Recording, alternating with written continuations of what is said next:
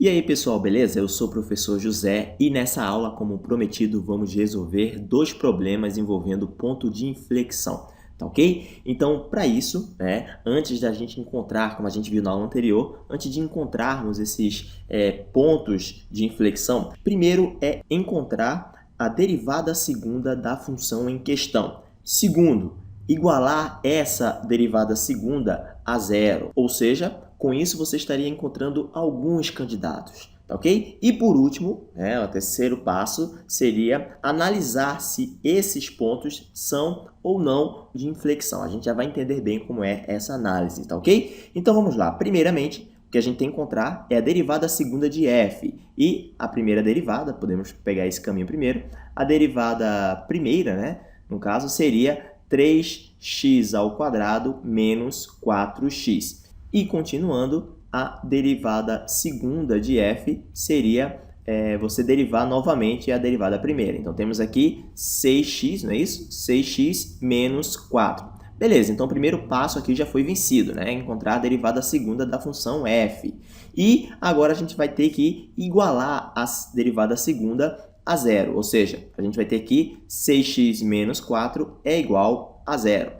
Resolvendo essa equação, vamos ter que x é igual a 4 sextos e simplificando aqui, ficaríamos com 2 terços, ok? Então, esse ponto, ele provavelmente vai ser um ponto de inflexão. A gente precisa fazer agora o último passo, que é a análise, saber se esse ponto é ou não de inflexão. Para isso, a gente precisa saber se antes desse ponto e depois há uma mudança de concavidade, tá ok? O ponto de inflexão ele marca bem essa mudança.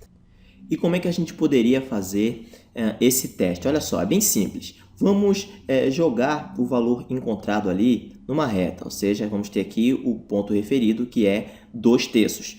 E para isso vamos agora trabalhar com o valor à esquerda, ou seja, um valor menor que 2 terços e maior que 2 terços, para a gente saber se há uma mudança de concavidade, Podemos escolher valores fáceis de se trabalhar. Então, um valor menor que 2 terços seria 0 e um valor maior que 2 terços seria igual a 1. Vamos agora encontrar a derivada segunda nesses pontos. A gente sabe que a derivada segunda em 2 terços já é 0, então ele é um candidato a ser um ponto de inflexão.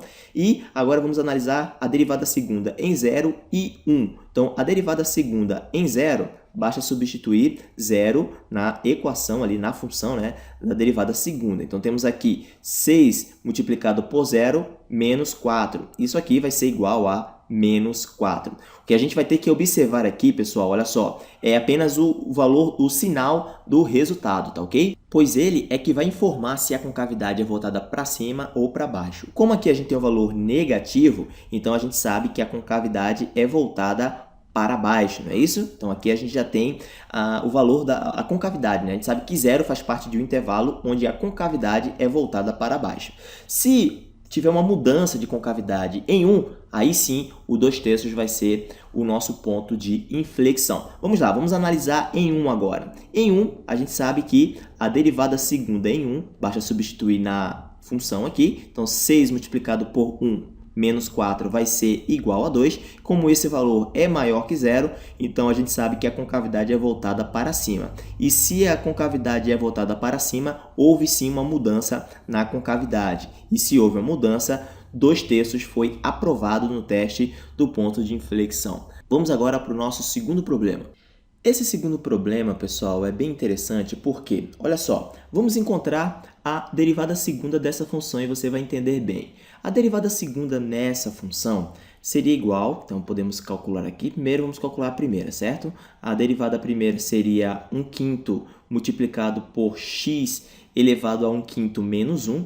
1/5 menos 1 vai ser igual a 4, melhor dizendo, menos 4 quintos, não é isso? Então, teríamos aqui menos 4 quintos. Beleza, derivando mais uma vez, vamos encontrar a derivada segunda dessa função.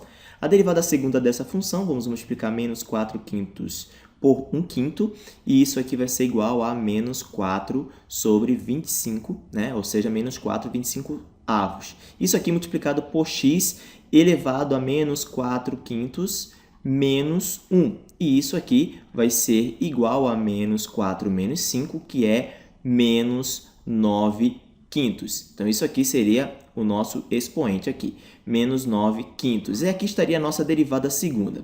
Beleza, para a gente enxergar bem o que foi feito aqui, perceba que a derivada segunda dessa função não existe no ponto que a gente deveria estudar, certo? Então, por exemplo, menos 4, ficaríamos aqui com menos 4 sobre 25 vezes a raiz quinta de x elevado a 9. Perceba que o único ponto aqui problemático, né, onde iria anular essa derivada, seria zero. Só que perceba que ele, se a gente colocar zero aqui, esse quociente não vai existir, não é isso? E como ele não vai existir, a derivada segunda em zero não existe. Mas observe o seguinte, e aqui que está o interessante dessa questão. Em zero, ou seja, zero faz parte da abscissa do ponto de inflexão. Por que isso? Eu não trouxe na aula anterior, mas gostaria de trazer nessa aula, nesse exercício, a seguinte informação.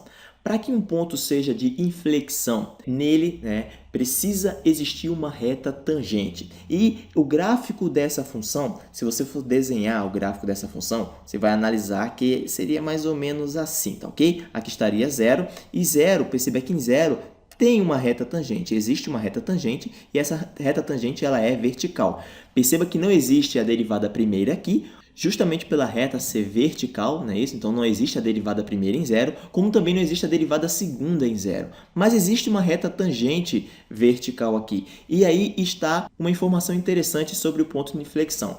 Para que seja ponto de inflexão, precisa existir uma reta tangente, mesmo que ela seja vertical, tá ok? Então, nesse ponto aqui, e você vai ver bem na hora que a gente calcular, vamos fazer o teste aqui, né? O terceiro passo, a gente sabe que zero seria o nosso ponto estudado, né? Isso é o ponto problemático aqui. Então, zero, vamos pegar um ponto à direita de zero, seria 1, e um ponto à esquerda de zero. Poderíamos pegar aqui o menos 1, não é isso? Menos 1. Então, perceba que em 1, então a gente poderia até mudar um pouco a cor aqui, em 1, vamos ter que a derivada segunda em 1 vai ser igual a menos 4 dividido por 25 vezes a raiz quinta de 1, não é isso? Então, teríamos aqui menos 4 sobre 25. Então, a concavidade aqui seria voltada para baixo, ok? Então, aqui a gente tem que a concavidade é voltada para baixo.